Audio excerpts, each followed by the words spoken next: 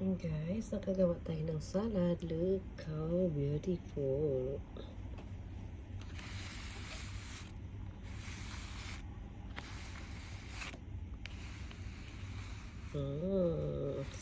Yummy.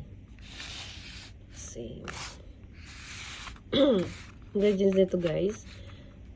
May beetroot, green apple, cucumber, cherry tomato, avocado, pita cheese, ginger, and mixed nuts also. May walnuts.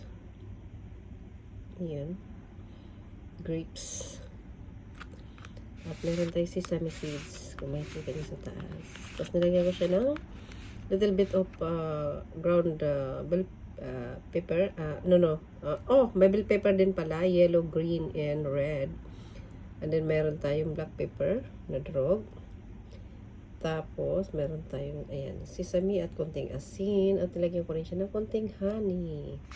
So this is my food for tomorrow until other day. So that's it.